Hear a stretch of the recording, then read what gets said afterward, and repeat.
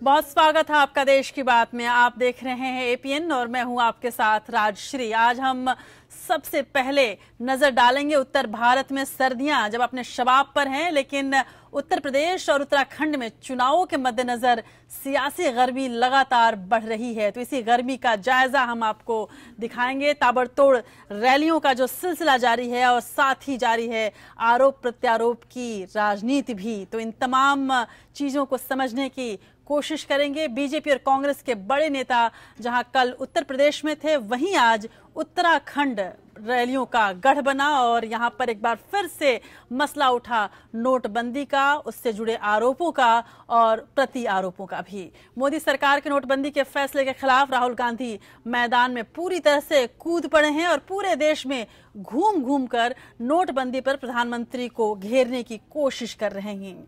बताएंगे हम आपको कि राहुल गांधी ने आज उत्तराखंड के अल्मोड़ा में कैसे पीएम मोदी पर साधा निशाना, और ये भी बताएंगे कि बीजेपी अध्यक्ष अमित शाह ने इसका बचाव कैसे किया और पलटवार कैसे किया। बताएंगे आपको कि प्रधानमंत्री नरेंद्र मोदी कैसे बन सकते हैं जननायक, क्या है अब जनता को उनसे उम्मीद, और अपनी मोटी रकम का अगर यदि आपने कोई लेन देन किया है तो 2015-16 में टैक्स रिटर्न फाइल यदि आपने नहीं किया है तो जाग जाइए, आप आयकर विभाग के रडार पर हैं। बताएंगे क्यों चुनाव आयोग ने 255 राजनीतिक दलों को अपनी रजिस्ट्रेशन सूची से बाहर किया है और इनके खिलाफ किस तरह की कार्रवाई हो सकती है। बताएंगे हम आपको कि कौन बन सकता है दिल्ली का नया उप राज्यपाल, और ये भी बताएंगे कि मणिपुर में बिगड़ते हालात के लिए आखिर जिम्मेदार कौन है। साथ ही वाराणसी जिला न्यायालय के सेंट्रल बार को कैसे मिली है देश में दूसरे नंबर की सबसे बड़ी ई लाइब्रेरी, इसका एक नज़ारा आपके सामने होगा। और चीन ने भारत को किस बात का न्योता दिया है ये भी आपके सामने होगा। इसके अलावा देश विदेश की तमाम खबरों के साथ इतिहास की बात करेंगे, याद करेंगे मल्लिका तरन्नुम नूरजहां को। तो चलिए शुरू करते हैं देश की बात के इस नए सफर को।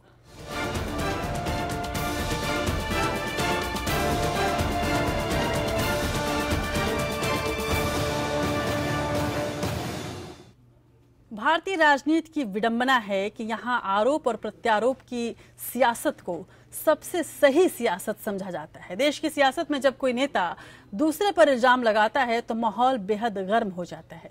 शायद कांग्रेस उपाध्यक्ष राहुल गांधी इसे समझ गए हैं और इसीलिए वो आजकल प्रधानमंत्री नरेंद्र मोदी पर बड़े ही शायराना अंदाज में हमले कर रहे हैं।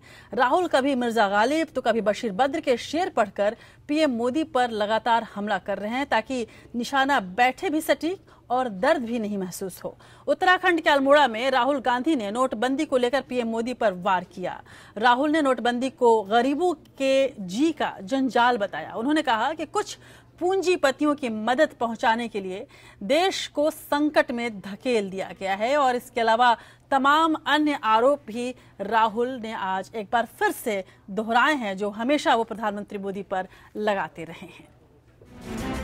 मोदी सरकार के नोटबंदी के फैसले के खिलाफ राहुल गांधी मैदान में हैं। राहुल पूरे देश में घूम घूम कर नोटबंदी पर प्रधानमंत्री नरेंद्र मोदी को घेर रहे हैं। उत्तराखंड के अल्मोड़ा में एक रैली को कांग्रेस उपाध्यक्ष ने संबोधित किया और राहुल ने कहा कि चंद पूंजीपतियों को फायदा पहुंचाने के लिए मोदी सरकार ने देश के लाखों करोड़ों लोगों को मुश्किल में डाल दिया। और राहुल गांधी ने पीएम मोदी के कैशलेस इंडिया पर भी निशाना साधा। अमिताभ बच्चन जी की फिल्मों का एक गाना था, आपको तो लगता है बस यही सपना, राम राम जपना, गरीब का माल अपना। बात आई समझ? 99% ईमानदार लोगों से पैसा खींचो, 50 परिवारों को सींचो। राहुल गांधी ने पीएम मोदी पर तंज कसते हुए कहा कि प्रधानमंत्री ने उनके पूछे गए किसी भी सवाल का जवाब नहीं दिया है। बहराइच की रैली में राहुल गांधी ने पीएम मोदी पर तंज कसते हुए गालिब का शेर पढ़ा था, तो आज उन्होंने बशीर बद्र को याद किया। लोग टूट जाते हैं एक घर बनाने में, लोग टूट जाते हैं एक घर बनाने में, तुम तरस नहीं खाते गृहस्थियां जलाने में। राहुल गांधी ने सरकार पर हमला तेज करते हुए कहा कि कांग्रेस भ्रष्टाचार के खिलाफ लड़ाई में हमेशा साथ खड़ी रही है, लेकिन गरीबों और किसानों पर हो रहे जुल्म पर आंखें बंद करके नहीं बैठा जा सकता। Bureau report, APN. प्रधानमंत्री मोदी जब भी भाषण करते हैं कई प्रतीकों का उपयोग करते हैं और इसके अलावा कई जुमलों का भी, और इस तरह से अनुप्रास उनका भाषण जो होता है वो अनुप्रासिक ज्यादा होता है। लेकिन वहीं पर जब राहुल गांधी बोल रहे हैं तो वो कुछ शेरो शायरी और कुछ फिल्मी अंदाज में भी हैं, और खासकर अमिताभ बच्चन का जिक्र राहुल गांधी ने बहुत लंबे समय के बाद किया है। ये वही अमिताभ बच्चन हैं जो गांधी परिवार के सबसे करीबी हुआ करते थे और राहुल गांधी उन्हें अपना मामा या रिश्तेदार समझते थे, और राजीव के सबसे करीबी दोस्तों में से अमिताभ बच्चन रहे थे। और धीरे धीरे गांधी और बच्चन परिवार में दूरियां आती गईं और यहाँ तक बात पहुंची जब अमिताभ बच्चन ने यह स्पष्ट किया कि गांधी परिवार राजा हैं और मैं रंक हूं, और मैं कभी इस बात की कोशिश नहीं कर सकता, कोई रंक किसी राजा से संबंध बनाए नहीं रख सकता। ये राजा की इच्छा होती है कि वो उसे संबंध रखे या नहीं रखे।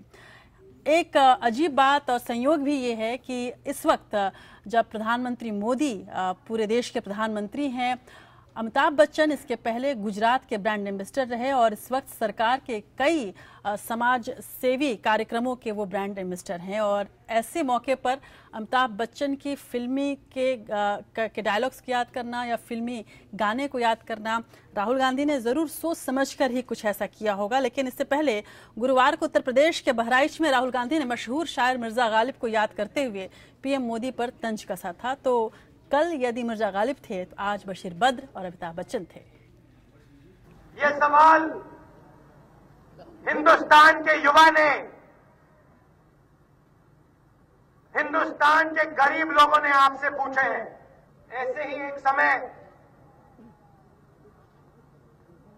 गालिब जी का मजाक उड़ाया गया था। उनके शब्दों से मैं जवाब देना चाहता हूं। हर एक बात पे कहते हो कि तू क्या है, हर एक बात पे कहते हो कि तू क्या है। तुम ही कहो कि ये अंदाजे गुफ्तगू क्या है। जी हाँ, तो राहुल गांधी ने नोटबंदी को लेकर जब से मोर्चा संभाला है तब से वो लगातार बोल रहे हैं। कई बार बड़बोलापन भी कर रहे हैं और कई बार गलतियां भी कर रहे हैं। हालांकि राहुल गांधी को लेकर जो गलतियां उनसे होती हैं शायद अब सबकी आदत भी हो गई है इन गलतियों को बर्दाश्त करने की। लेकिन हाल ही में उन्होंने कहा था कि अगर संसद में उन्हें बोलने दिया जाता तो भूकंप आ जाता। इसके बाद मेहसाणा में उन्होंने सहारा डायरी के हवाले से प्रधानमंत्री मोदी पर रिश्वत लेने के आरोप लगाए। आज अल्मोड़ा में राहुल गांधी ने आर्थिक डकैती का आरोप लगाया है। लेकिन इसके सवाल यह है कि विपक्ष की सबसे बड़ी पार्टी कांग्रेस के उपाध्यक्ष से जितने गंभीर मुद्दे के खुलासे की उम्मीद की गई थी वो पूरी अभी तक नहीं हो पाई है। सवाल ये भी खड़ा होता है कि देश के प्रधानमंत्री पर आरोप लगाने के लिए भी मर्यादा की सीमा जरूर होनी चाहिए, और महज आरोप की राजनीति से आखिर राहुल गांधी हासिल क्या कर पाएंगे। मोदी जी की प्लानिंग बहुत बढ़िया है। नोटबंदी की प्लानिंग में कोई कमी नहीं थी। लक्ष्य था कि आपका पैसा ज्यादा से ज्यादा समय बैंक में फंसा रहे। पहले के मुकाबले राहुल गांधी के सलाहकारों की समझ कुछ बेहतर हुई है, लेकिन इन युवा सलाहकारों को लोकतंत्र की मर्यादाओं का कतई एहसास नहीं है। शायद कम ही ऐसे हैं जो संसदीय राजनीति का तजुर्बा रखते हैं। नोटबंदी पर बद इंतजामी के आरोप को हवा देने के बजाय सरकार की नीयत पर हमले उलटकर कांग्रेस को ही जख्मी कर सकते हैं। अगर नोटबंदी स्कैम है तो इसके ठोस सबूत देने चाहिए। देश में सबसे ज्यादा वक्त तक सत्ता में रहने वाली पार्टी के लिए ये सबूत जुटाना अगर मुश्किल है तो आरोप लगाना कतई गैर वाजिब है। बड़े उद्योगपतियों की कर्ज माफी पूंजीवादी लोकतंत्र की एक विडंबना भर है। अडानी और अंबानी रातों रात पैदा नहीं हुए। कांग्रेस और गांधी नेहरू वंश के पाले पोसे ये घराने आज उन्हीं के लिए भस्मासुर बन गए। कांग्रेस ने ही नीतियों में बदलाव कर इनको रातों रात बड़ा घराना बनाया है। सच्चाई तो ये है कि उद्योगपतियों को 8 लाख करोड़ रुपए की कर्ज माफी की बात कर राहुल देश के कॉरपोरेट घरानों को शत्रुता का संदेश दे रहे हैं। इस युवा नेता को बताया नहीं गया कि देश यही लोग चलाते हैं। आम चुनाव से लेकर विकास योजना तक इन्हीं के नुमाइंदे इनके हितों को ध्यान में रख कर बनाते हैं। अब तो चंदा जुटाना भी कांग्रेस के लिए आसान नहीं होगा। वो 15 लाख करोड़ रुपए इन्हीं 1% लोगों के हैं, इसीलिए विदेश से काला धन लाना नामुमकिन है। बीजेपी ही नहीं, किसी भी सरकार के लिए पनामा के कागजों पर भी गहरी छानबीन की जरूरत है। सबूतों के बिना आप किसी को फांसी पर नहीं चढ़ा सकते। इसी तरह सहारा डायरी में मोदी का नाम उछालने का काम केजरीवाल और ममता पहले ही कर चुके हैं। आरोपों की झूठी थाली परोसने से साख नहीं बढ़ने वाली। बंगाल के बीजेपी यूनिट ने इस निर्णय से कुछ ही दिन पहले बैंक में अपना पैसा क्यों डिपॉजिट किया, करोड़ों रुपए क्यों बैंक में डाले? बिहार के आपके यूनिट में हर डिस्ट्रिक्ट में इस निर्णय से एकदम पहले जमीन क्यों खरीदी? उड़ीसा के आपके बीजेपी यूनिट ने हर डिस्ट्रिक्ट में इस निर्णय से एकदम पहले जमीन क्यों खरीदी? नए नोट लिए हुए आपके युवा कार्यकर्ता इतनी बड़ी बड़ी गड्डी लिए हुए इंटरनेट पे कैसे दिखाई दिए? और बेंगलोर में आपके एक्स मंत्री ने रेड्डी जी ने, जराना रेड्डी जी ने 500 करोड़ रुपए में अपनी बेटी की शादी कैसे करा दी? ये कोई नई बात नहीं है। जैन हवाला कांड में लालकृष्ण आडवाणी का नाम आया था। आरोप गलत साबित हुए, लेकिन आडवाणी ने इस्तीफा दे दिया था। अब आरोपों पर मर्यादा की राजनीति के आधार पर इस्तीफे की उम्मीद करना बेकार है। बीजेपी के नेताओं को नोटबंदी की जानकारी के आरोप के साथ कागजी सबूत तो हैं, लेकिन जानकारी लीक होने के सबूत के बगैर 125 साल पुरानी पार्टी के उपाध्यक्ष को मुद्दा उछालना शोभा नहीं देता। ऐसा ही एक कंप्यूटर रिकॉर्ड बिरला कंपनी का, उसमें साफ लिखा हुआ है गुजरात सीएम 25 करोड़, 12 करोड़ हो गए, बाकी क्वेश्चन मार्क। नरेंद्र मोदी जी, आप हिंदुस्तान के प्रधानमंत्री हैं, आपके ऊपर ये सवाल उठाए जा रहे हैं। अब आप देश को बताओ, स्वयं बताओ कि ये सच है या नहीं। जरूरत है आम आदमी की तकलीफों की बात करने की, काम धंधे रोजगार की बात करने की, न कि बगैर सबूत के स्कैम का आरोप उछालने की। देश को सनसनीखेज राजनीति की आदत पड़ चुकी है। मीडिया में सुर्खियां जरूर मिल जाती हैं, लेकिन सनसनी बनाना केजरीवाल को भी महंगा पड़ा। दरअसल राजनीति में आरोपों की भी एक मर्यादा होती है। पीएम की नीतिगत आलोचना करना विपक्ष का काम है, लेकिन बिना सबूतों के निजी हमले करना मर्यादा का हनन। जिस तरह बीजेपी को भाषा की मर्यादा सीखने की जरूरत है, उसी तरह कांग्रेस को आरोपों की मर्यादा समझने की जरूरत। सत्ता और विपक्ष के इस रवैये से एक दिन जनता का लोकतांत्रिक संस्थाओं से ही मोह भंग हो जाएगा। अंशुमन त्रिपाठी के साथ रजत मिश्रा, ब्यूरो रिपोर्ट, एपीएन। दरअसल Rahul Gandhi shoot and Snook की राजनीति करना चाहते हैं। ये उपमा बोफोर्स तोपों को दी जाती थी। बोफोर्स तोप पर पहले हमला कर पीछे हटते थे, और राहुल भी कुछ इसी तरह शब्दों के धमाके तो कर रहे हैं, पर प्रमाणों के मामले में चंद कतरनों के अलावा उनके पास कुछ भी नहीं है। इसलिए शायद शूट और स्कूट वो कर रहे हैं। इसमें कोई शक नहीं कि अपनी राजनीतिक जमीन वापस पाने के लिए कांग्रेस के पास नोटबंदी एक सुनहरा मौका है। लेकिन यहाँ इस बात की सख्त जरूरत है कि प्रधानमंत्री के बातों में वजन तलाशने वाले राहुल अपने तथ्यों में भी वजन पैदा करें। और जैसा कि आज राहुल गांधी ने अमिताभ बच्चन का जिक्र किया, अमिताभ बच्चन की एक फिल्म में अमिताभ बच्चन का ये डायलॉग हमेशा आता है कि मुंशी जी बातों में वजन पैदा होना चाहिए। तो राहुल गांधी को तथ्यों में वजन जरूर पैदा करना पड़ेगा। बहरहाल बीजेपी अध्यक्ष अमित शाह ने कहा है कि मुख्यमंत्री हरीश रावत ने न केवल राज्य का विकास रोका है, बल्कि यहाँ विकास का ग्राफ है वो उल्टा हो गया है। इसके लिए उन्होंने आने वाले चुनाव में एक बार सत्ता परिवर्तन का आह्वान किया। अमित शाह देहरादून में एक कार्यक्रम में आज शिरकत करने पहुंचे थे। और प्रधानमंत्री नरेंद्र मोदी की यदि बात करें तो प्रधानमंत्री नरेंद्र मोदी नोटबंदी को लेकर हो रही आलोचनाओं को कतई तवज्जो देते दिख नहीं रहे।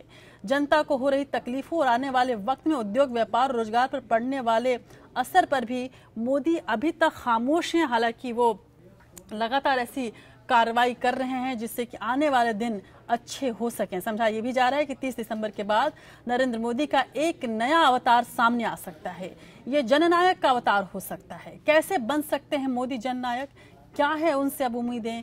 जन नेता से जननायक बनने के सफर में जनता प्रधानमंत्री मोदी से क्या कुछ चाह रही है और क्या उम्मीद लगाकर बैठी है, देखिए इस खास रिपोर्ट में। आप अपनी दुनिया में इतने मस्त थे कि और पॉलिटिकल पार्टी की तरह ये भी आकर के चला जाएगा। मैं भाइयों बहनों कुर्सी के लिए पैदा नहीं हुआ। मेरे देशवासियों, मैंने घर, परिवार, सब कुछ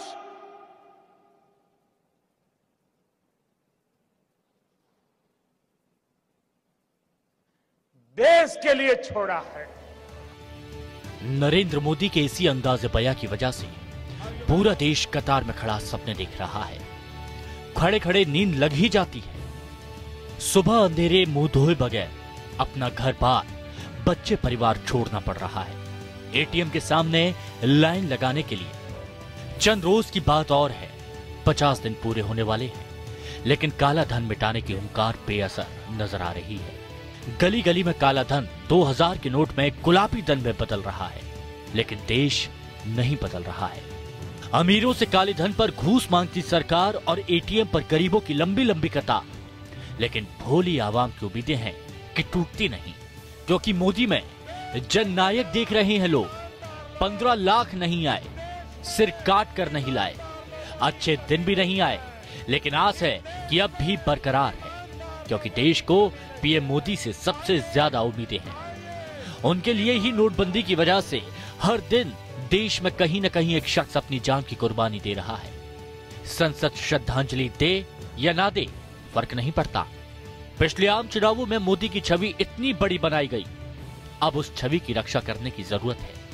वो तो चुनावी जुमले थे, आए और गए, लेकिन अब मोदी देश के प्रधानमंत्री हैं, देश के मुखिया हैं, और मुखिया कभी अपने गांव का मजाक नहीं उड़ाता, न ही किसी सदस्य का मखौल उड़ाता है। उनके एक युवा नेता हैं,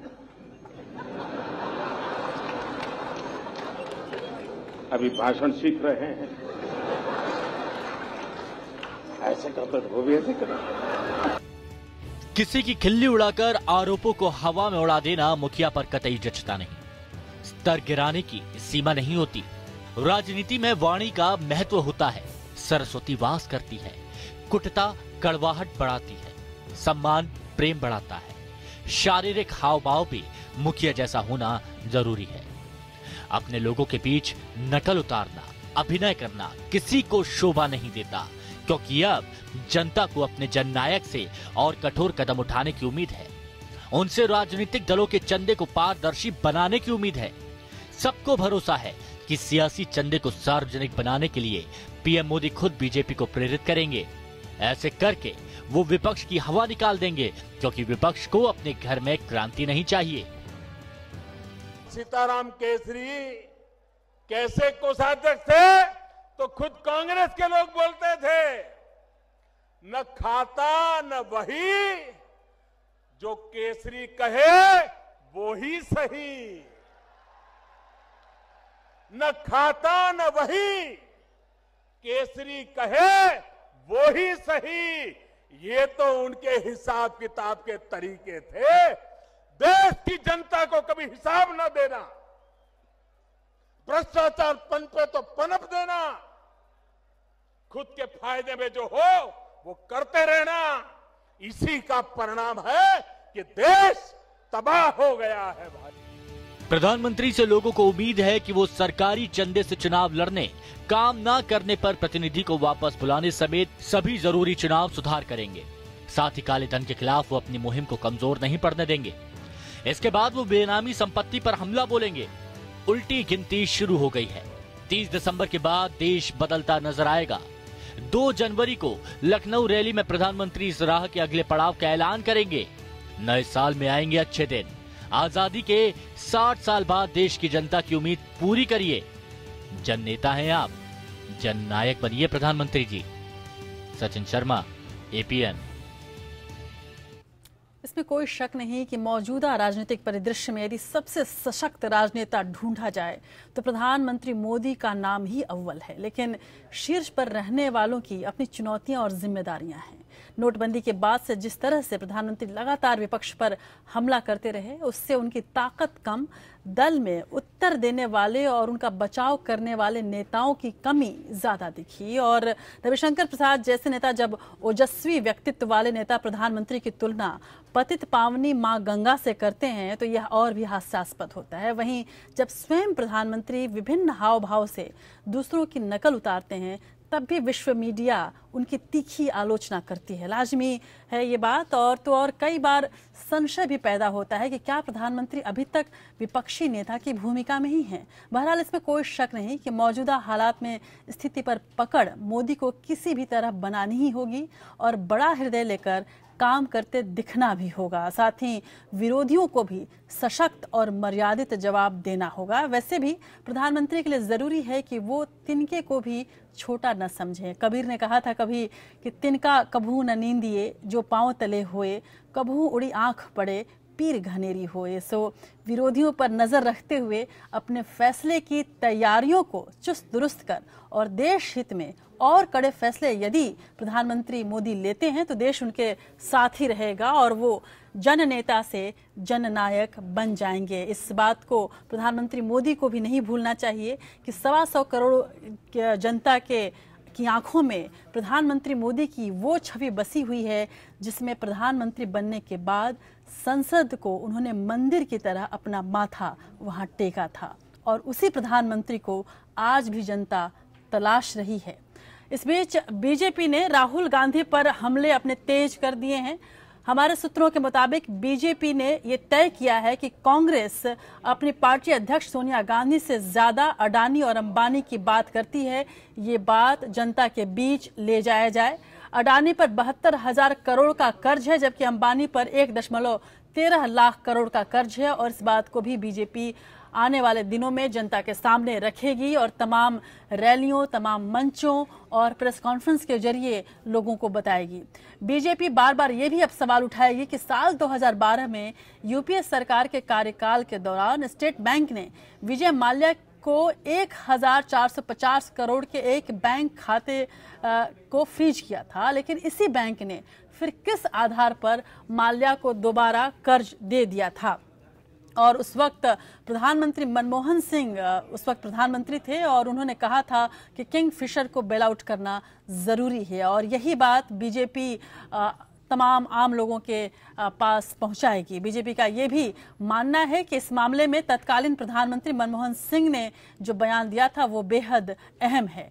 बीजेपी ने राहुल गांधी से अब इस मुद्दे पर जवाब मांगा है और आने वाले दिनों में राहुल गांधी पर इन तमाम मुद्दों को उठाते हुए बीजेपी हमला करेगी।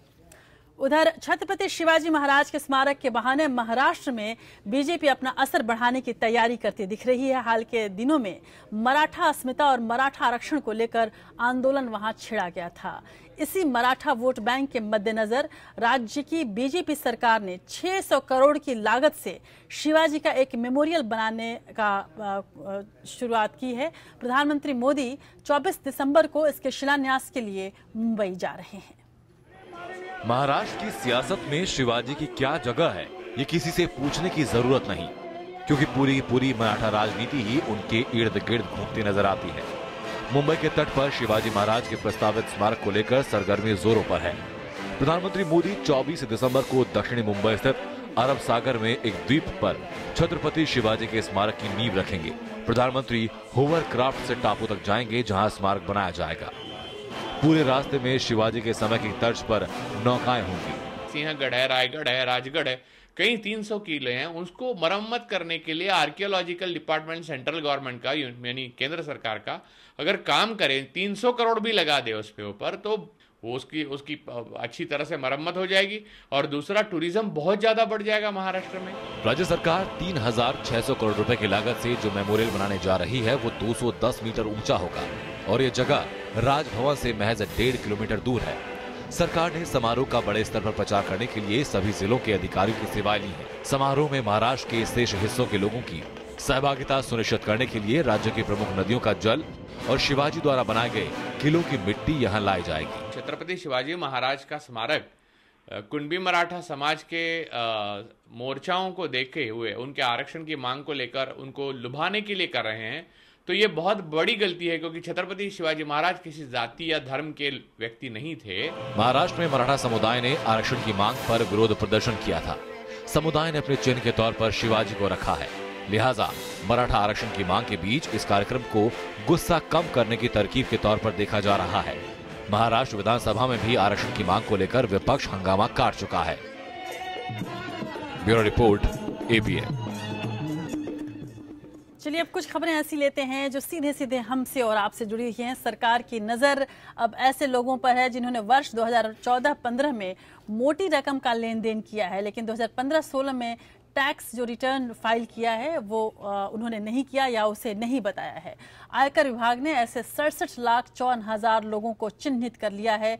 आयकर विभाग ने इन लोगों पर जल्द ही कार्यवाही शुरू करने के निर्देश दिए हैं। इनकम टैक्स विभाग ने इन 67,54,000 लोगों की जानकारी बैंकों और दूसरे वित्तीय संस्थानों से जुटाई है।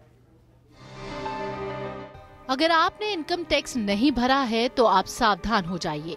नोटबंदी से काले धन पर चोट करने के बाद सरकार अब कर चोरी करने वालों को पकड़ने में जुट गई है। इसी दिशा में कदम बढ़ाते हुए आयकर विभाग ने 67.54 लाख लोगों की पहचान की है। आयकर विभाग की सूची में ऐसे लोगों का नाम है जिन्होंने मोटा लेन देन तो किया, लेकिन वित्त वर्ष 2014-15 के दौरान रिटर्न नहीं भरा। ये वो लोग हैं जिन्होंने वित्त वर्ष 2014-15 के दौरान बड़ी राशि वाले लेन देन तो किए हैं, लेकिन संबंधित वर्ष 2015-16 में आयकर रिटर्न नहीं भरा है। विभाग ने ऐसे सभी संभावितों की जानकारी इनकम टैक्स को ई फाइलिंग वेबसाइट पर डाल दी है, लेकिन ये जानकारी जिन पैन नंबर के लिए दी गई है, सिर्फ वही व्यक्ति लॉगिन करने के बाद इस जानकारी को देख सकता है। जानकारी के बाद वो अपना जवाब इलेक्ट्रॉनिक रूप में भी दे सकते हैं। वहीं आयकर विभाग ने नोटबंदी की घोषणा के बाद देश भर में कालाधन जमाखोरों के खिलाफ अपने अभियान के तहत 3,590 करोड़ रुपए की अघोषित संपत्ति का पता लगाया है और 93 करोड़ रुपए से ज्यादा मूल्य के नए नोट जब्त किए हैं। बताया ये जा रहा है कि नोटबंदी की घोषणा के बाद देश भर में आयकर कानून के विभिन्न प्रावधानों के तहत 760 तलाशी, सर्वे और पूछताछ कार्रवाइयां हुई हैं। विभाग ने कर चोरी और हवाले से जुड़े लेन देन के आरोप में गुरुवार को 3,589 नोटिस जारी किए हैं। इन कार्रवाइयों में 21 दिसंबर तक 3,590 करोड़ रुपए मूल्य से ज्यादा की अघोषित आय पकड़ी गई या घोषणा की गई। रिटर्न जमा नहीं कराने वालों की बात करें तो इनकी संख्या लगातार बढ़ी है। 2013 में ये 12.19 लाख थी, जो 2014 में बढ़कर 22.09 लाख और 2015 में 58.95 लाख रुपए पर पहुंच गई। हालांकि आयकर विभाग का कहना है कि आयकर रिटर्न दाखिल नहीं करने वाले लोगों पर जुर्माना लगाया जा सकता है। वहीं गंभीर परिस्थितियों में जेल भेजने की कार्रवाई भी हो सकती है। तो आप भी जान लीजिए कि टैक्स ना देने वालों की आयकर विभाग की सूची में आपका नाम तो नहीं आता। Bureau report, APN. उधर नोटबंदी के 44 दिन बाद भी लोगों की परेशानियां खत्म होने का जैसे नाम नहीं ले रही हैं। नोटबंदी की मार सबसे ज्यादा मजदूर वर्ग पर देखने को मिल रही है। मजदूर काम के लिए अब दर दर भटकने लगे हैं, जबकि फैक्ट्रियों में काम करने वालों को वेतन नहीं मिल रहा है। एपीएन ने नोएडा में अपने रियलिटी चेक में पाया कि नोटबंदी से त्रस्त गरीबों की सुध लेने वाला कोई नहीं। एक और देश में कैशलेस ट्रांजैक्शन की वकालत की जा रही है, तो वहीं दूसरी ओर कैश के बिना लोगों का जीना मुहाल हो गया है। बाजार वीरान पड़े हैं, व्यापार ठप हो गए हैं और फैक्ट्रियां बंद होने की कगार पर पहुंच गई हैं। खासकर रोज कमाने खाने वालों के लिए नोटबंदी कहर बनकर टूटी है। लोगों की जिंदगी के मायने बदल गए हैं।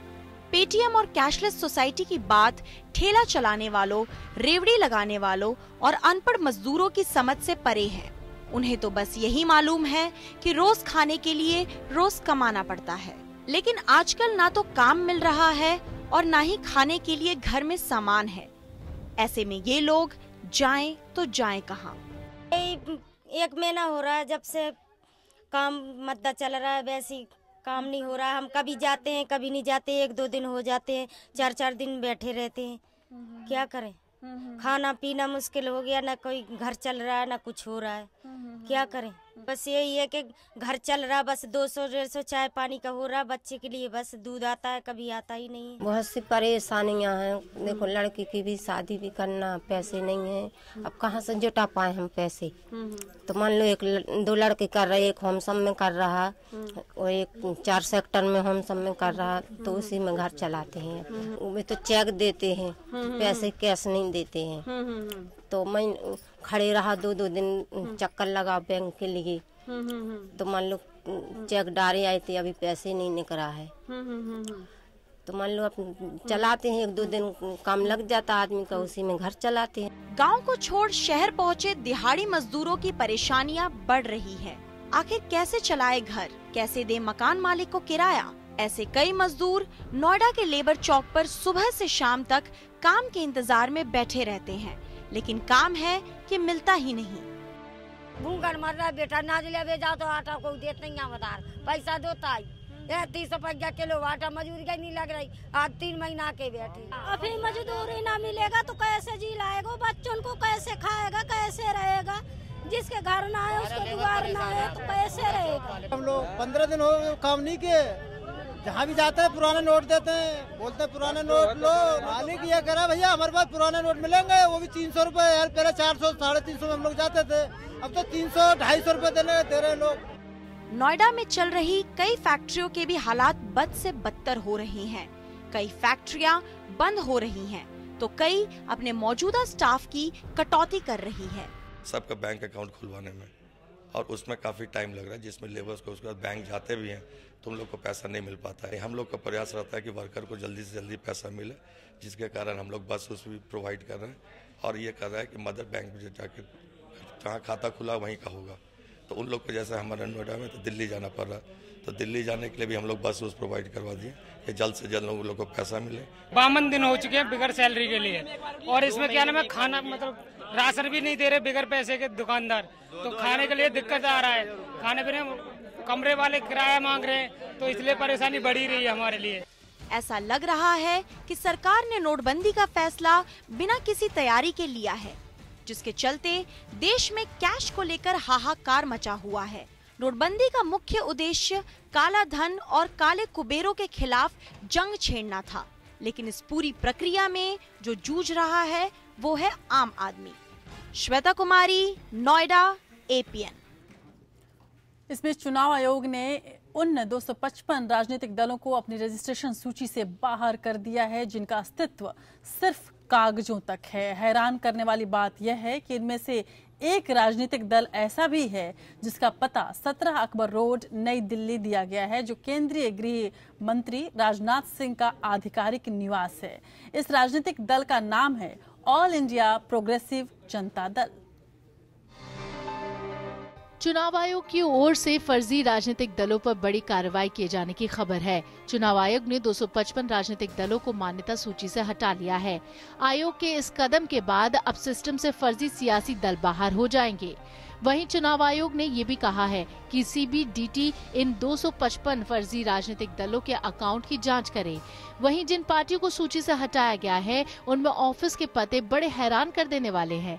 किसी पर गृह मंत्री राजनाथ सिंह के सरकारी आवास का पता लिखा है तो किसी पर जम्मू कश्मीर के CID ऑफिस का पता लिखा है। जिन पार्टियों को डिलिस्ट किया गया है उन्होंने 2005 से कोई भी चुनाव अभी तक नहीं लड़ा है और सिर्फ कागज पर ही मौजूद है।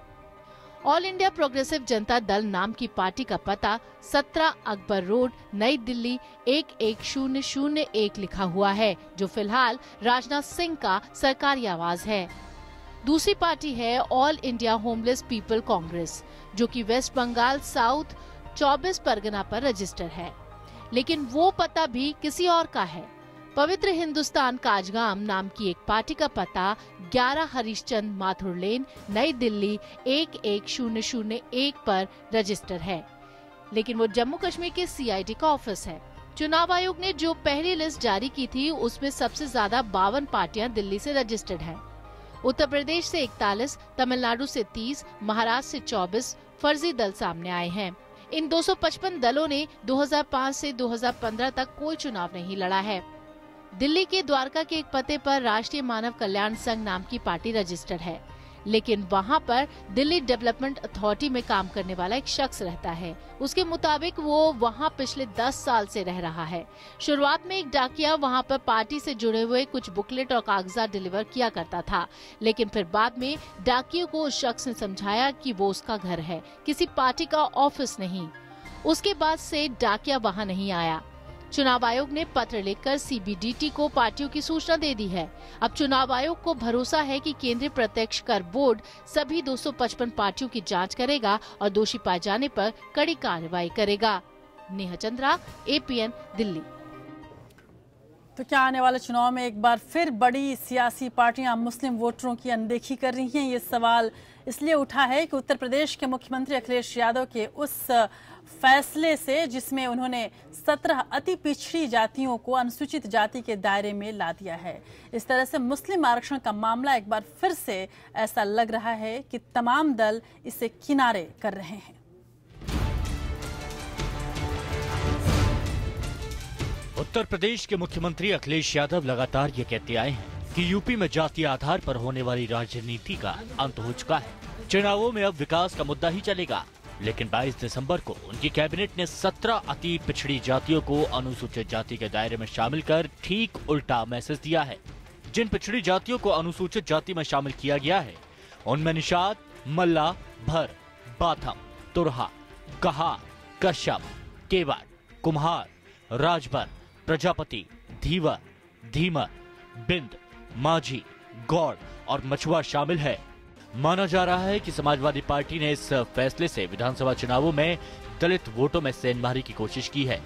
इसलिए फैसले में सबसे ज्यादा बेचैनी BSP के खेमे में है। लेकिन गौर करने वाली बात है कि उस मुस्लिम आरक्षण के मसले पर चुप्पी है जिसे सपा ने 2012 के विधानसभा चुनावों की अपने घोषणा पत्र में शामिल किया था। पिछले चुनावों में सपा ने सच्चर कमेटी की रिपोर्ट को लागू करने और मुस्लिम आरक्षण लागू करने का वादा किया था, लेकिन पूरे कार्यकाल के दौरान सपा सरकार ने न तो सच्चर कमेटी की रिपोर्ट को लागू किया और न ही मुस्लिम आरक्षण पर जुबान खोली। कुछ मुस्लिम संगठनों की ये भी मांग रही है कि 50% से ज्यादा सीमा नहीं होने के चलते अलग से आरक्षण नहीं मिल सकता। इसलिए OBC के 27% कोटे में ही मुस्लिमों के लिए अब एक कोटा होना चाहिए। लेकिन चुनावी मौसम में बड़ी पार्टियों की ओर से इसको लेकर कोई पहल नहीं। यूपी के अगले विधानसभा चुनाव में पीस पार्टी और AIMIM मुस्लिम आरक्षण के मुद्दे पर जोर देने वाली है। ऐसे में सवाल है कि यूपी की आबादी में 19% हिस्सा रखने वाले मुस्लिम समुदाय के वोटर चुनावों में किधर का रुख करेंगे। लखनऊ से अनामिका सिंह के साथ खुर्रम निजामी, APN।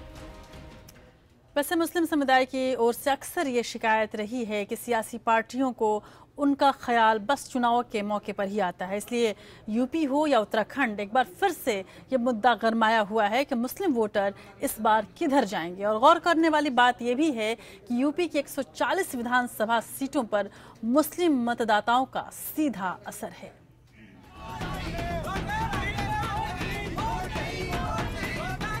उत्तराखंड के रामनगर में जुम्मे के दिन सामने आया ये मोर्चा बेरोजगार मुस्लिम युवकों ने निकाला। ये मानते हैं कि हरीश रावत सरकार ने कामकाज के दौरान नमाज पढ़ने के लिए जो 1.5 घंटे के अल्प अवकाश का फैसला किया है वो मुस्लिम समुदाय के लिए एक चुनावी झुंझुने से ज्यादा कुछ नहीं। इनका कहना है कि राज्य में ना तो उर्दू अध्यापकों की नियुक्ति की गई है, न ही शिक्षा आचार्यों को बहाल किया गया और न ही इमामों को वजीफा दिया गया। नौकरियों में 10% आरक्षण की मांग नहीं माने जाने पर इन्होंने चुनाव बहिष्कार की भी धमकी दी है। 5 साल से सरकार ये कह रही थी कि हम इनको मुसलमानों को रोजगार से जोड़ेंगे, लेकिन ना तो उर्दू अध्यापक की नियुक्ति की गई, न मदरसा शिक्षाचार्यों को नियुक्त किया गया, न इमामों का वजीफा दिया गया, मुस्लिम बीएड वालों को रोजगार दिया गया। हमें 10% मुसलमानों को रोजगार चाहिए, आरक्षण चाहिए। सर मैं बीएड करी भी हूँ और मुझे अभी तक कुछ नहीं मिला है सरकार से। जब तक हमारी मांगे पूरी नहीं होंगी तब तक हम उन्हें वोट देंगे ही नहीं। उत्तराखंड हो या उत्तर प्रदेश, मुस्लिम वोटरों की हमेशा से यही शिकायत रही है कि सियासी पार्टियों को वो चुनाव से एन पहले ही याद आया करते हैं। 1992 में अयोध्या में विवादित ढांचा गिराए जाने के बाद से उत्तर प्रदेश के ज्यादातर मुस्लिम मतदाता मुलायम सिंह यादव और समाजवादी पार्टी से जुड़े रहे, लेकिन पिछले कुछ चुनावों से मुसलमानों का सपा से मोहभंग भी होता दिखा। 2002 के विधानसभा चुनाव में सपा को 54% मुस्लिम वोट मिला था, लेकिन 2007 के विधानसभा चुनाव में ये घटकर महज 45% रह गया। 2012 के विधानसभा चुनाव में समाजवादी पार्टी को सबसे बड़ी जीत मिली, लेकिन उसे मिलने वाले मुस्लिम मत 39% पर आ गए। 2002 में बसपा को 9% मुस्लिम वोट मिले थे। 2007 में ये बढ़कर 17% हो गया। 2012 में बसपा भले ही सत्ता से बाहर हो गई, लेकिन उसे मिलने वाला मुस्लिम वोट 17 से बढ़कर 20% पर चला गया। यूपी में कांग्रेस ने भले 2012 में सबसे खराब प्रदर्शन किया, लेकिन उसे 18% मुस्लिम वोट मिले थे। यानी बीएसपी और कांग्रेस की ओर मुस्लिम वोटरों का रुझान भी साफ नजर आया। मुस्लिम मतदाता परंपरागत तौर पर बीजेपी के साथ नहीं माने जाते। ऐसे में आने वाले विधानसभा चुनाव में पार्टियों के बीच अपने चुनाव को लेकर मुस्लिम वोटर भी पसोपेश में पड़ सकते हैं। क्या मुस्लिम समुदाय के आरक्षण जैसे अहम मुद्दों को चुनावों में दरकिनार कर बीजेपी की विरोधी पार्टियां मुस्लिम वोटों के विभाजन का रिस्क नहीं उठा रही हैं? Bureau report APN. बात दिल्ली की कर लेते हैं। नजीब जंग की दिल्ली के उपराज्यपाल पद से अचानक इस्तीफा देने के बाद शुक्रवार को मुख्यमंत्री अरविंद केजरीवाल ने राजनिवास जाकर उनसे मुलाकात की। केजरीवाल से मुलाकात के बाद नजीब जंग पीएम मोदी से मिलने पहुंचे। इन सब के बीच जंग के इस्तीफे पर सियासी जंग भी शुरू हो गई है। उपराज्यपाल के पद से इस्तीफा देकर नजीब जंग ने दिल्ली की सर्दी में गर्मी पैदा कर दी है। उनके इस्तीफे के बाद कयासों के दौर शुरू हो गए हैं। कांग्रेस ने इस्तीफे को बीजेपी और आम आदमी पार्टी की मिली भगत करार दिया, तो आम आदमी पार्टी के संयोजक और दिल्ली के मुख्यमंत्री अरविंद केजरीवाल नजीब जंग से मिलने पहुंचे। इन सबके बीच बीजेपी ने उनके इस्तीफे को सियासत से ना जोड़ने की सलाह दी। कांग्रेस मैच फिक्सिंग वाली पार्टी है, कांग्रेस कठपुतली की तरह सरकार चलाती है, तो उसको हर निर्णय में लगता है कि अरे तो ऐसे ही होने वाला। चूंकि जैसे पता चला कि उनका निर्णय अपना निजी निर्णय है, वो कुछ स्टडी के लिए आगे समय निकालना चाहते हैं, तो आश्चर्यचकित होने के बावजूद भी मैं उनके निर्णय का सम्मान करता हूं, ऐसा मैंने किया। नजीब जंग ने प्रधानमंत्री मोदी से भी मुलाकात की। इस्तीफे के बाद पीएम मोदी से जंग की मुलाकात से नए कयासों के दौर शुरू हो गए हैं। कांग्रेस ने नजीब जंग के इस्तीफे पर तंज कसा। ये जो माननीय लेफ्टिनेंट गवर्नर थे, इन्होंने पद की गरिमा को ठेस पहुंचाई है, नुकसान पहुंचाया है। ये अच्छा ही हो गया कि इन्होंने इस्तीफा दे दिया। भले ही नजीब जंग ने दिल्ली के उपराज्यपाल के पद से इस्तीफा दे दिया हो, लेकिन अभी तक उनका इस्तीफा मंजूर नहीं हुआ और नई व्यवस्था होने तक वो अपने पद पर बने रहेंगे। प्रोसेस चल रही है अभी हो सकता है हमारे होम सेक्रेटरी साहब का उसका इस्तीफा पहुंचा होगा, एचएम साहब का उसमें जाएगा, उस पर निर्णय होगा। नजीब जंग के इस्तीफे को अचरज के तौर पर देखा जा रहा है, लेकिन खबरों के मुताबिक उनके इस्तीफे का बीजेपी और आप की सियासी खींचतान से कोई मतलब नहीं है। हालांकि अचानक हुए इस फैसले के बाद सियासत जरूर तेज हो गई है। Bureau report APN. और नजीब जंग के इस्तीफे की सबसे पहले ये जो खबर थी वो एपीएन ने आप तक पहुंचाई थी और नजीब जंग ने हमारे वरिष्ठ सहयोगी इंद्रजीत पटवार से बात भी की थी और उन्होंने स्पष्ट किया था कि वो काफ़ी अकेला महसूस कर रहे थे और काफ़ी दिनों से वो राजनीति की दुनिया को छोड़ना चाहते थे और एक बार फिर से शिक्षा के क्षेत्र में जाना चाह रहे थे।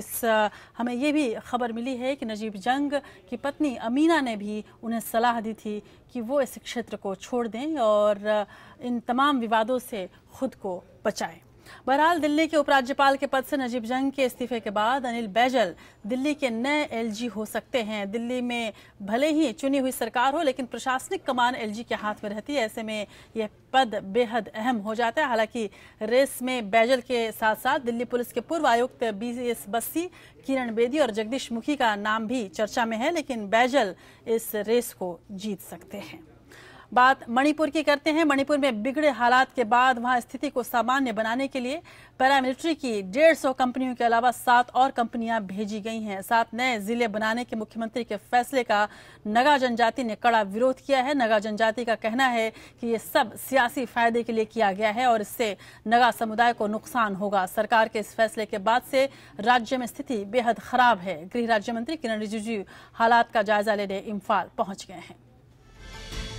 यूनाइटेड नगा काउंसिल की ओर से जारी आर्थिक नाकेबंदी की वजह से मणिपुर में हालात बेहद खराब हैं। मणिपुर में बीते करीब 53 दिनों से नाकेबंदी जारी है, जिसके कारण यहां आम जनजीवन पूरी तरह से ठप हो गया है। स्थिति का जायजा लेने के लिए गृह राज्य मंत्री किरण रिजिजू इम्फाल पहुंचे। वहां उन्होंने मुख्यमंत्री ओकराम इबोबी सिंह के साथ बैठक कर आर्थिक नाकेबंदी के बाद उपजे हालात का जायजा लिया। यूनाइटेड नगा काउंसिल नए बने 7 जिलों को लेकर नाराज है। उसका कहना है इनमें से ज्यादातर जिलों में नागा लोग बसते हैं और मणिपुर के मुख्यमंत्री ने उन्हें बांटने के लिए यह कदम उठाया है। तंगखूल नगा जनजाति, जो मणिपुर में सबसे ज्यादा संख्या में है, उसने केंद्र सरकार से राज्य में राष्ट्रपति शासन लगाने की मांग की है। मणिपुर में 3 समुदायों के लोग बसते हैं, मैती, कुकी और नगा। मणिपुर के मुख्यमंत्री ओकराम इबोबी सिंह खुद मैती समुदाय के हैं, इसलिए माना जा रहा है कि चुनाव को ध्यान में रखते हुए उन्होंने नए जिलों की घोषणा की है। मणिपुर का 10% इलाका घाटी में है और यहाँ कुल 40 विधानसभा सीटें हैं। घाटी के इलाके में मैती समुदाय के लोग बसते हैं। बाकी 90% इलाका पहाड़ी है और यहाँ नगा और कुकी जनजाति के लोग बसते हैं। इन 90% इलाके में सिर्फ 20 विधानसभा सीटें हैं। मणिपुर में यूनाइटेड नगा काउंसिल की ओर से आर्थिक नाकेबंदी का सबसे ज्यादा असर स्वास्थ्य सुविधाओं पर पड़ा है। अस्पतालों में बुरा हाल है। 7 नए जिले बनाने के विरोध में मणिपुर में जमकर हिंसा हुई थी, जिसके बाद यहाँ कर्फ्यू लगा दिया गया था। Bureau report, APN। और एक विवादित पार्टी की बात कर लेते हैं। गुजरात में अवैध तरीके से शराब पार्टी करने के आरोप में पुलिस ने 284 लोगों को पकड़ा है। पकड़े गए लोगों में कई बड़े बिजनेसमैन, महिलाएं और हाई प्रोफाइल लोग भी शामिल हैं। गुजरात में शराब पर पूरी तरह से प्रतिबंध है। इसके बावजूद वडोदरा में एक बिजनेसमैन के फार्म हाउस पर खुल्लम खुल्ला शराब परोसी जा रही थी और ये कहा गया कि शादी की पार्टी थी। इसमें एक IPL के पूर्व चेयरमैन भी शामिल है, जिन्हें पकड़ा गया है। गुजरात में अवैध तरीके से शराब पार्टी करने के आरोप में IPL के पूर्व चेयरमैन चिरायू अमीन, एक क्रिकेटर समेत 284 लोगों को हिरासत में लिया गया है। इसमें 134 महिलाएं शामिल हैं। गुजरात में शराब बैन के बाद इसे एक बड़ी कार्रवाई के रूप में देखा जा रहा है। खबरों के मुताबिक ये सभी एक बिजनेसमैन के फार्म हाउस पर सगाई की पार्टी में शामिल हुए थे। वडोदरा से सटे भीमपुर के पास एक फार्म हाउस में ये शराब पार्टी चल रही थी। चिरायू अमीन करके जो अग्रणी हैं वो वहाँ पे हाजिर हमें मिले। जो भी लोग थे उनके खिलाफ पुलिस की ओर से कड़क कानूनी कार्रवाई की जा रही है। गुजरात में शराब पर पाबंदी है, लेकिन इसके बावजूद भी सरेआम शराब परोसी जा रही थी। पुलिस ने छापा मारकर कई लोगों को मौके से धर दबोचा। इस दौरान कई गाड़ियां भी जब्त की गईं। छापेमारी के दौरान पुलिस को मौके से देशी विदेशी शराब की कई बोतलें भी मिली। हमें वहाँ पे लगभग 1,28,950 रुपए का दारू मिला, विदेशी दारू की बोतल भी मिली। इस पूरे मामले पर पुलिस का कहना है कि कानून तोड़ने वालों को बख्शा नहीं जाएगा। फार्म हाउस पर छापे के लिए पुलिस ने 5 टीमें बनाई थी। पुलिस अब इस जांच में जुटी है कि शराबबंदी के बावजूद इतनी तादाद में शराब कहां से और कैसे आई। Bureau report, APN। अब अदालत की दुनिया की कुछ खबरें ले लेते हैं और सबसे पहले बात वाराणसी की करते हैं। वाराणसी जिला न्यायालय के सेंट्रल बार को APN IRRF की ओर से ई-लाइब्रेरी की सौगात मिली है। इस मौके पर विशिष्ट अतिथि के रूप में सर्वोच्च न्यायालय के वरिष्ठ अधिवक्ता प्रदीप राय और मुख्य अतिथि के तौर पर बार काउंसिल ऑफ इंडिया के अध्यक्ष मनन मिश्र भी मौजूद रहे और ये भारत की दूसरी बड़ी लाइब्रेरी कही जा सकती है।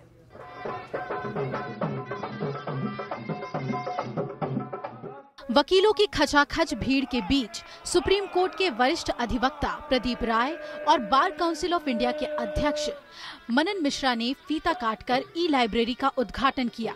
इस मौके पर वरिष्ठ अधिवक्ता प्रदीप राय ने कहा कि वो वाराणसी के वकीलों की हर संभव मदद करने को तैयार हैं। समारोह के मुख्य अतिथि मनन मिश्रा ने तमाम वकील संगठनों में एकता की बात पर जोर दिया। ई लाइब्रेरी जो बनाने का कॉन्सेप्ट था वो केवल ये नहीं था कि इसको बनाया जाए, बल्कि अच्छे से चलाया जाए और इसके लिए ट्रेनिंग की भी व्यवस्था करा दी जाएगी, जिसमें कि कोई लोग आ जाएंगे 2-4 लोग और यहाँ पे सिखा देंगे। जो साथी अपना सीखना चाहें वो सीखें उसको, क्योंकि जरूरी है वो। आज के कल उसके बिना काम चलना बड़ा मुश्किल हो जाता है। एक साथ एक पड़ोसी जहाँ रोज उठना बैठना है, एक साथ रहेंगे तो यहाँ के लिए कुछ कर पाएंगे। बार काउंसिल में सिर्फ तू मैं होकर रह जाएगी तो अधिवक्ता के लिए हम कुछ नहीं कर पाएंगे, क्योंकि हमारी यही एकमात्र स्टैट्यूटरी बॉडी है। सुप्रीम कोर्ट के चीफ जस्टिस टीएस ठाकुर ने भी अदालतों को डिजिटल से जुड़ने की बात कही थी। एपीएन आईएलआरएफ की इस कोशिश को डिजिटलाइजेशन की ओर अद्भुत कदम माना जा रहा है। इस ई लाइब्रेरी की खासियत ये है कि सुप्रीम कोर्ट के बाद देश की दूसरी सबसे बड़ी ई लाइब्रेरी है। ई लाइब्रेरी हम लोगों ने बनाया जिसमें 4 कंप्यूटर है और सुप्रीम कोर्ट के बाद हिंदुस्तान की ये दूसरी सबसे बड़ी ई लाइब्रेरी होगी, जिसमें अत्याधुनिक सॉफ्टवेयर जो है, कानून की सारी विधाएं, जितनी भी विधाएं कानून की हैं, वो सब ई लाइब्रेरी में उपलब्ध हैं अधिवक्ताओं के लिए। इस लाइब्रेरी से वाराणसी के वकीलों को आसानी से कानून से जुड़ी जानकारी मिल जाएगी। दुनिया अब डिजिटल की ओर कदम बढ़ा रही है। ऐसे में ई लाइब्रेरी लॉ पढ़ने और जानने वालों के लिए लाभदायक होगी। वाराणसी से गौरव शर्मा के साथ ब्यूरो रिपोर्ट एपीएन। उधर सुप्रीम कोर्ट ने एक मामले की सुनवाई करते हुए कहा है कि रेप पीड़ित से आरोपों की पुष्टि करने को कहना उसकी तकलीफ का अपमान करना है। अदालत ने कहा है कि पीड़ित का बयान अगर विश्वसनीय है तो आरोपों को साबित करने के लिए अदालतों को सबूत मांगकर उसे और परेशान नहीं करना चाहिए। Justice A K. सीकरी और जस्टिस ए.एम. सापरे की खंडपीठ ने कहा, पीड़ित का बयान बहुत महत्वपूर्ण होता है और सिर्फ उसके बयान के आधार पर ही आरोपी को सजा दी जा सकती है। कोर्ट ने कहा कि अदालत बेहद चुनिंदा मामलों में पीड़ित से उसके बयान की पुष्टि करने वाले अन्य सबूतों की मांग कर सकती है। जजों ने यह भी कहा कि जब भी अदालत पीड़ित से ऐसा सबूत पेश करने की मांग करे तब अदालत के पास इसके लिए पर्याप्त कारण होने चाहिए।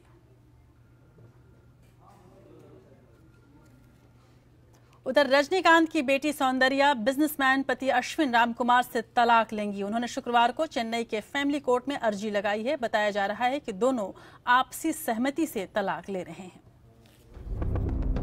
सौंदर्या और अश्विन रामकुमार की तलाक की खबर सबसे पहले 17 सितंबर को सामने आई थी, जब सौंदर्या ने इस मामले में चेन्नई के फैमिली कोर्ट में अर्जी दी थी। बाद में कोर्ट ने यह मामला 23 दिसंबर तक के लिए टाल दिया था। सौंदर्या ने ट्वीट कर कहा था कि उनकी शादी को लेकर चल रही खबरें सही है। उन्होंने कहा वो और उनके पति साल भर से अधिक समय से अलग रह रहे हैं और तलाक को लेकर बातचीत चल रही है। उन्होंने कहा कि उनकी सबसे प्रार्थना है कि उनके परिवार की प्राइवेसी का सम्मान किया जाए। सौंदर्या की शादी साल 2010 में हुई थी, लेकिन पिछले 1 साल से उनके अपने पति से रिश्ते खराब चल रहे थे और अब दोनों ने अलग होने का फैसला लिया है। सौंदर्या और अश्विन का एक बेटा भी है। 20 सितंबर 1984 को जन्मी सौंदर्या का असली नाम शकुबाई राव गायकवाड़ है। वो ग्राफिक डिजाइनर होने के साथ साथ प्रोड्यूसर और डायरेक्टर भी हैं। वो ओचो पिक्चर प्रोडक्शन की मालिक भी हैं। 2014 में रिलीज रजनीकांत स्टारर कोचा दैया के जरिए उन्होंने निर्देशन में कदम रखा था। उन्होंने 2010 में आई गोवा को प्रोड्यूस किया। इससे पहले कई फिल्मों में सौंदर्या बतौर ग्राफिक डिजाइनर जुड़ चुकी हैं। उन्होंने तमिल फिल्मों में भी काम किया है। बाबा शिवाजी इन फिल्मों में शामिल है। हाल में सौंदर्या को animal welfare board of India का ब्रांड एम्बेसडर बनाया गया है। Bureau report APN. और कुछ अंतर्राष्ट्रीय खबरें लेते हैं और इसमें सबसे पहले बात करते हैं लीबिया से। लीबिया से हाईजैक कर माल्टा ले जाए गए अफ्रीकिया एयरवेज के विमान में सवार सभी 111 यात्रियों को छोड़ दिया गया है। यात्रियों की रिहाई विमान में सवार 2 अपहरणकर्ताओं से बातचीत के बाद सुनिश्चित हो पाई, जिन्होंने पहले विमान को उड़ाने की धमकी दे दी थी। इस विमान का अपहरण करके माल्टा की राजधानी वलेत्ता ले जाया गया। अपहर्ताओं ने विमान से पहले 25 यात्रियों को छोड़ा था, जिसमें महिलाएं और बच्चे शामिल थे। लीबिया सरकार और अफ्रीकिया एयरवेज ने इस हाईजैक की आधिकारिक पुष्टि की थी। इस विमान में 100 से ज्यादा यात्री सवार थे, जो लीबिया के सेबा अंतर्राष्ट्रीय हवाई अड्डे से त्रिपोली तक जा रहे थे। उधर अमेरिका के प्रेसिडेंट इलेक्ट डोनाल्ड ट्रंप की बेटी इवांका पर कमेंट करने वाले पैसेंजर को फ्लाइट से उतार दिया गया। घटना बुधवार की बताई गई है। इवांका पति और बच्चों के साथ क्रिसमस की छुट्टियां मनाने हवाई जा रही थीं। वो न्यूयॉर्क के John F Kennedy international airport पहुंची। यहां उन्होंने जेट ब्लू एयरवेज की फ्लाइट में बोर्ड किया। इसी दौरान ये घटना हुई। इवांका को देखते ही उनके विमान में बैठा सहयात्री भड़क गया और उसने कहा कि तुम्हारे पिता हमारे देश को बर्बाद कर रहे हैं। एयरवेज क्रू ने इसे रोकने की कोशिश की तो वो और भड़क गया। उसने इवांका की ओर इशारा कर आगे कहा कि ये हमारी फ्लाइट में क्यों है, इन्हें तो प्राइवेट प्लेन यूज करना चाहिए। कुछ देर बाद इस पैसेंजर की पत्नी के साथ उसे फ्लाइट से उतार दिया गया। गुस्सा करने वाले शख्स की पत्नी ने ट्वीट करके जानकारी दी कि इवांका से बदसलूकी करने वाला शख्स ब्रुकलिन का रहने वाला वकील है। उसका नाम गोल्डस्टेन है। उधर पाकिस्तान के बाद चीन ने भी चीन पाकिस्तान इकोनॉमिक कॉरिडोर योजना में भारत को शामिल होने की सलाह दी है। चीन ने कहा है कि इससे भारत और पाकिस्तान के बीच रिश्ते सुधरेंगे। इससे पहले पाकिस्तान के दक्षिणी कमान के लेफ्टिनेंट जनरल ने भी भारत को $46 अरब की इस परियोजना में शामिल होने की सलाह दी थी, लेकिन अचानक इसको लेकर जो इस तरह से गोलबंदी की जा रही है, इसे लेकर भारत काफी सतर्क है, क्योंकि भारत इस परियोजना का शुरू से विरोध करता आ रहा है। पाकिस्तान के बाद अब चीन ने भारत को मतभेद भुलाकर चीन पाकिस्तान इकोनॉमिक कॉरिडोर में शामिल होने की सलाह दी है। चीन के सरकारी अखबार ग्लोबल टाइम्स ने लिखा है कि भारत पड़ोसी मुल्क के साथ मतभेदों को भुलाकर चाइना पाकिस्तान इकोनॉमिक कॉरिडोर यानी सीपेक में शामिल हो, ताकि दोनों देशों के बीच के तनाव को कम किया जा सके। ग्लोबल टाइम्स ने लिखा है कि पाकिस्तान ने शांति का जो पैगाम बढ़ाया है, भारत को उसे स्वीकार करना चाहिए। पाकिस्तान के एक शीर्ष सैन्य अधिकारी, कोयटा स्थित दक्षिणी कमान के लेफ्टिनेंट जनरल आमिर रियाज ने भारत को चीन पाकिस्तान आर्थिक कॉरिडोर यानी सीपेक में शामिल होने के लिए आमंत्रित किया था। उन्होंने कहा कि भारत को पाकिस्तान के साथ दुश्मनी छोड़कर अरबों डॉलर की परियोजना का संयुक्त रूप से लाभ उठाना चाहिए।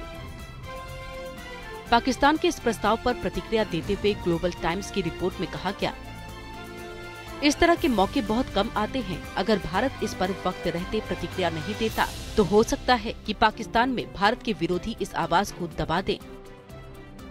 $46 अरब की लागत वाले चीन पाकिस्तान आर्थिक कॉरिडोर परियोजना का भारत विरोध करता रहा है। ये परियोजना पाकिस्तान के कब्जे वाले कश्मीर से होकर गुजरती है।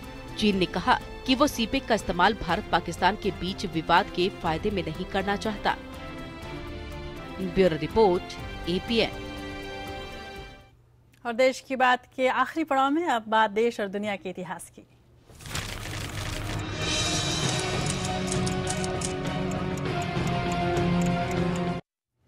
देश और दुनिया के इतिहास में 23 दिसंबर के दिन कई महत्वपूर्ण घटनाएं घटी हैं, जिसमें से कुछ प्रमुख घटनाएं इस तरह से हैं। 23 दिसंबर 1902 को पूर्व प्रधानमंत्री चौधरी चरण सिंह का जन्म हुआ था। 23 दिसंबर 1922 में BBC रेडियो ने दैनिक समाचार प्रसारण शुरू किया था। और 23 दिसंबर 1954 को आज ही के दिन बोस्टन में 2 जीवित लोगों के बीच पहला सफल किडनी प्रत्यारोपण हुआ था। 1968 में मौसम संबंधी देश के पहले रॉकेट मेनका का सफल प्रक्षेपण किया गया था। 23 दिसंबर 2004 में देश के पूर्व प्रधानमंत्री नरसिम्हा राव का निधन आज ही के दिन हुआ था। और देश की बात के आखिर में बात मल्लिका तरन्नुम नूरजहां की, जिनकी आज पुण्यतिथि है। नूरजहां एक बेहद खूबसूरत अभिनेत्री होने के साथ साथ बेहतरीन गायिका भी थीं। फिल्मों में उन्हें अभिनेत्री बनाया उनके आवाज़ ने किस्सा है कि लाहौर के पंचोली स्टूडियो के सामने खड़ी नूरजहां रोज उस वक्त गाना शुरू कर देती थी जब मालिक दिलसुख पंचोली की कार अंदर आती थी। कोशिश रंग लाई और पहली फिल्म मिली, गाने हिट हुए, नूरजहां भी हिट हो गईं। फिर तो नूरजहां के गाने का एक क्रेज ही बन गया। अनमोल घड़ी, अमर जैसी फिल्मों के गानों के रिकॉर्ड इतने बिके कि रिकॉर्ड ही बन गए। नूरजहां की प्रसिद्धि इतनी बड़ी थी कि शुरू में नूरजहां के बाद आई गायिकाओं शमशाद बेगम और लता मंगेशकर ने भी नूरजहां को ही कॉपी किया। लेकिन नूरजहां देश के विभाजन के बाद पाकिस्तान चली गई। नूरजहां के गाए चंद खूबसूरत हिंदी गानों के साथ हम आपको छोड़ जाते हैं। शुभ रात्रि।